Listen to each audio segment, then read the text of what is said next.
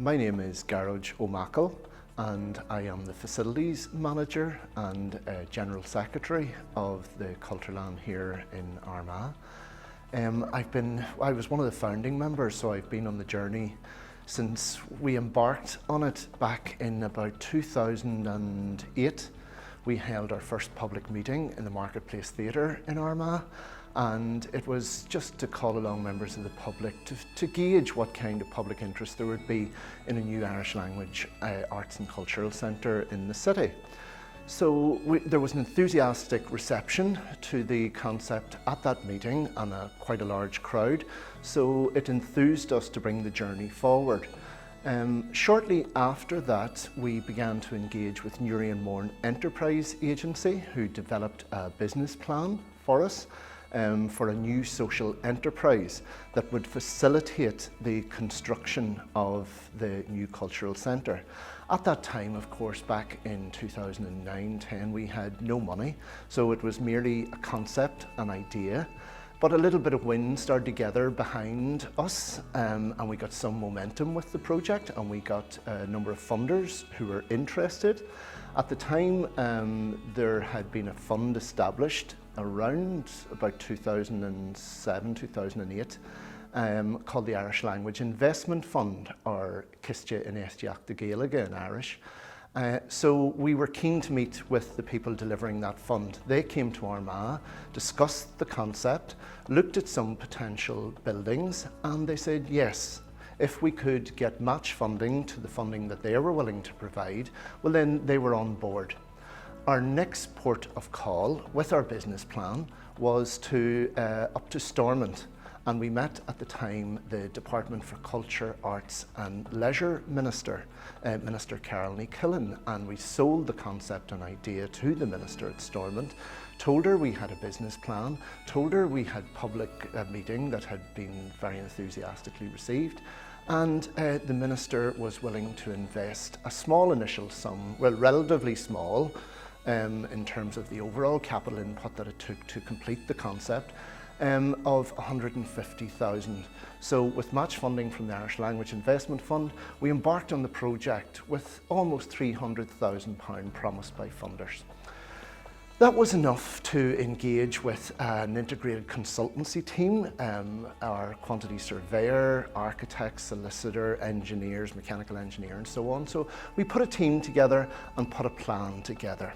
In the midst of all those planning meetings and committee meetings, we were approached by Armagh City and District Council, as it still was at the time, back in about 2013, 2014, and they said they might have a site available for the new Arts and Cultural Centre, and that would be their chief contribution to the project.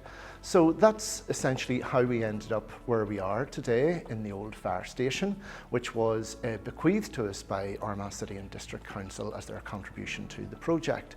So the site was worth about 150, 160,000 it was valued at. So the Irish Language Investment Fund were once again willing to match fund that. So now we were upwards in the region of about 600,000. At this stage, the Department of Finance in Stormont appointed some senior financial people to look at our business case and business proposals and see could they help us to develop those and work them up to what they called a departmentally acceptable proposal. So we engaged with the senior economists up at Stormont, and they helped us put a case to the Department for Culture, Arts and Leisure for more serious investment.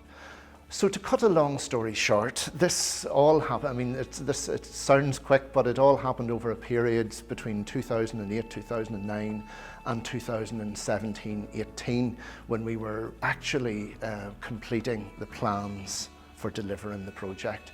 So in that 10 years, the project costs started to rise as we became more ambitious in what we wanted to do.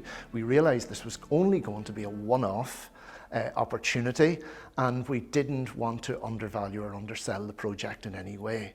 So when we started to discuss with our architect what we would like to see on the site, we went for, as you can see, all the bells and whistles. We said we'll get one go at this, one attempt at it, so we're going to do it properly. And with a lot of lobbying, with some political support, it has to be said, from the local Lord Mayor at the time, who was Lord Mayor Cathy Rafferty, helped push the case on. And again, Carol Killen up in the Department for Culture, Arts and Leisure, which later became the Department for Communities. We knew we had a fair wind of support behind us.